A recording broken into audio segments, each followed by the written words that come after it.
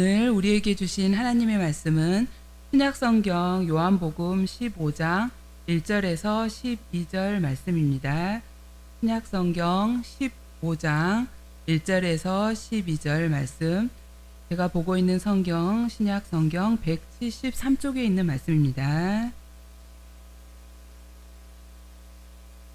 다 찾으셨으면 함께 봉독하시겠습니다. 나는 참 포도나무요 내 아버지는 농부라. 무릇 내게 붙어 있어 열매를 맺지 아니하는 가지는 아버지께서 그것을 제거해 버리시고, 무릇 열매를 맺는 가지는 더 열매를 맺게 하려 하여 그것을 깨끗하게 하시느니라. 너희는 내가 일러준 말로 이미 깨끗하여졌으니 내 안에 거하라. 나도 너희 안에 거하리라.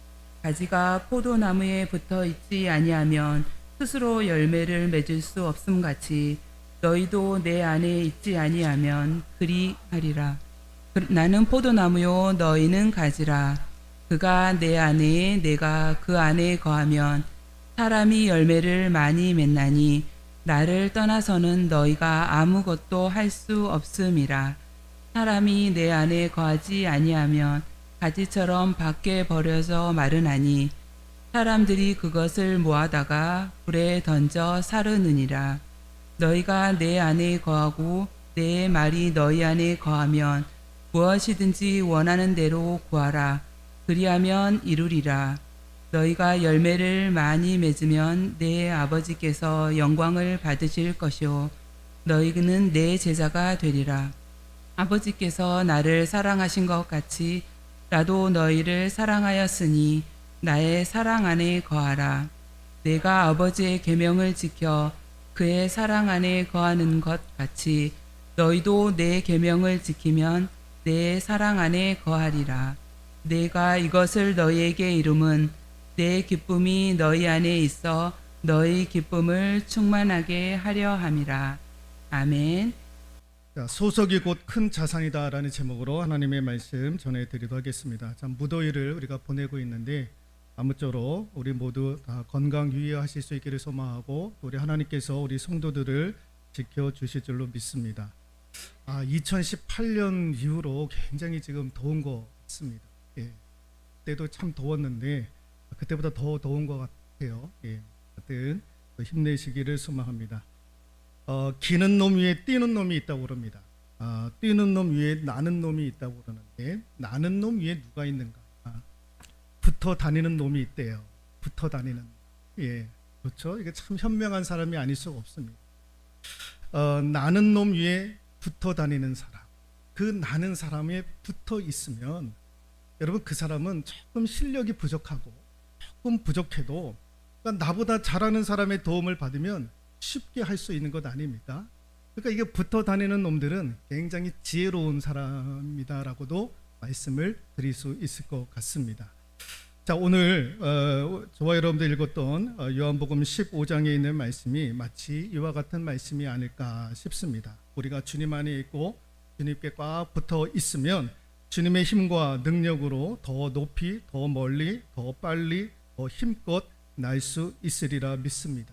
그래서 오늘 계속해서 반복되어지고 있는 말씀이 거하라, 붙어 있으라, 거하라, 붙어 있으라 라고 하는 말이 계속적으로 반복을 하고 있죠. 오늘 본문에서 예수님은 자신을 포도나무라고 말씀을 하고 있고 우리를 일컬어서 가지라고 그렇게 설명을 하고 있습니다. 이 가지는 예수 그리스도인 포도나무에 반드시 붙어 있어야 되는 거죠. 그런데 이 가지가 나무에서 떨어져 나오면 아무런 쓸모가 없지 않습니까? 반드시 붙어 있어야 되는 겁니다. 왜? 붙어 있어야 열매를 맺을 수 있는 것 아닙니까? 그러니까 이런 포도나무의 사명은 무엇이냐? 열매를 맺는 거예요. 포도 열매를. 그러니까 포도 열매를 맺으려면 가지는 나무에 붙어 있어야 한다라는 것입니다. 우리가 열매를 맺으려면, 영적인 열매를 맺으려면 우리도 포도나무 대신 예수님 앞에 우리가 붙어 있어야 되는 거예요. 붙어 있어야 되는 거예요. 그러면 어떤 일들이 이루어지느냐? 5절에 있는 말씀인데요. 같이 한번 읽어볼까요? 나는 포도나무요 너희는 가지라. 그가 내 안에 내가 그 안에 거하면 사람이 열매를 많이 맺나니 라고 되어져 있습니다. 사람이 열매를 많이 맺는데요. 가지가 나무에 붙어 있으면 풍성한 열매를 맺는다라는 겁니다. 자, 8절 한번 읽어볼까요? 너희가 열매를 많이 맺으면 내 아버지께서 영광을 받으실 것이요 라고 되어져 있습니다. 예, 풍성한 열매를 맺으면 이게 하나님께 영광이 된다라는 거예요. 11절 읽어볼까요? 내가 이것을 너희에게 이르면 내 기쁨이 너희 안에 있어 너희 기쁨을 충만하게 하려 함이라. 내 기쁨이 너희에게 있어. 그러니까 풍성한 열매를 맺으면 하나님께 영광이 되고 하나님이 그것 때문에 기뻐하시더라라는 겁니다.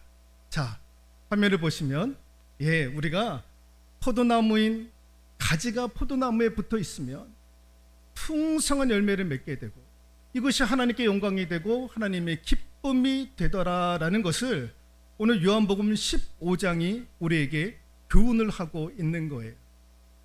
가지인 우리가 예수 그리스도에게 붙어 있으면 거하면 반드시 풍성한 열매를 맺게 되어져 있는 것입니다.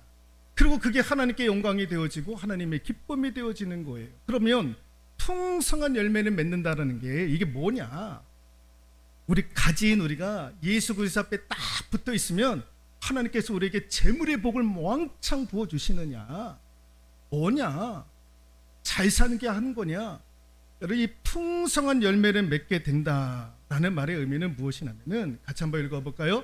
하나님의 영광을 위한 열매다라는 거예요. 예, 너희가 열매를 많이 맺나니라는 말의 의미는 하나님의 영광을 위한 열매다라는 것입니다.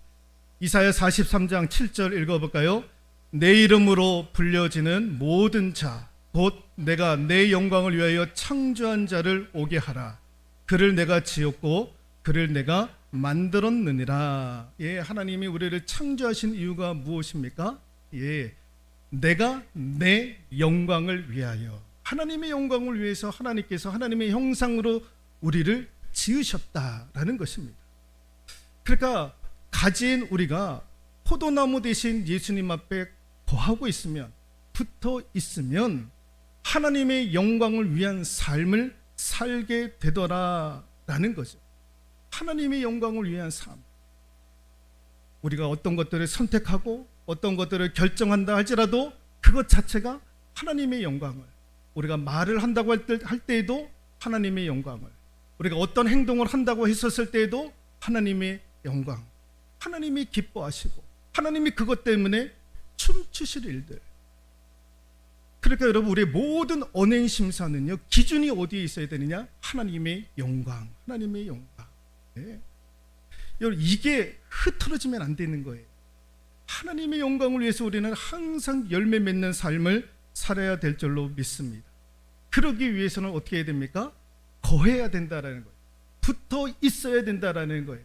가지는 풍성한 열매를 맺기 위해서는 나무에 붙어 있어야 된다라는 것입니다. 근데 거하라, 붙어 있으라, 이게 좀 계속해서 반복되어져 있는데, 여러분, 이 붙어 있어라, 거하라 라는 말의 의미가 무엇이냐면은 한번 읽어볼까요? 철저한 의존, 철저한 의존이에요. 의존. 예, 철저한 의존, 의지. 여러분, 가지 스스로는 아무것도 할 수가 없는 거예요. 여러분, 스스로 단 한 방울의 물도 공급받을 수가 없고, 단 한 송이의 꽃도 피울 수가 없고, 단 하나의 열매도 맺을 수 없는 거예요. 가지는 스스로는 아무것도 할 수가 없는 거예요. 가지가 나무에 붙어 있어야 나무로부터 영양분을 공급받을 수 있는 것 아닙니까? 그러니까 가지는요, 항상 철저히 나무에 의존하고 있어야 되는 거예요. 의지하고 있어야 되는 거예요. 그렇지 아니하면 아무런 힘도 능력도 발휘를 하지를 못한다라는 거예요. 열매를 맺을 수가 없는 거죠. 여러분, 그렇습니다. 여러분, 가지인 저와 여러분들은 항상 이런 인식이 있어야 돼요. 철저한 의존. 누구를 향해서? 하나님을 향해서. 하나님을 향해서 내가 철저히 의존. 나는 무능력하고, 나는 무지하고, 나는 무식하니까, 나는 아무것도 가진 것 없으니까, 내가 가지고 있는 아무것도 가지고 있는 것이 없으니까, 나는 무가치한 존재이니까, 나는 할 수 있는 것 아무것도 없으니까, 그래서 가지 된 나는 나무에게 붙어 있을 수밖에 없는 거예요. 어떻게 해서든지 붙어 있어야 되는 거예요. 예? 붙어 있지 아니하면 여러분 땔감으로도 사용도 못하는 게 가지 아닙니까? 그래서 어떻게 해서든지 우리는 붙어 있어야 되는 거예요. 하나님 앞에 붙어 있어야 되고, 예수 그리스도 앞에 붙어 있어야 되고, 십자가에 붙어 있어야 되고, 교회에 붙어 있어야 되는 거예요. 그래야 우리가 하나님께 영광을 돌려드릴 수 있는 풍성한 삶을 살 수가 있게 되는 거죠. 저 여러분들이 그렇게 살 수 있기를 소망합니다. 그런데 여러분, 붙어 있기는 하는데 열매를 맺지 못하시는 분들이 있어요.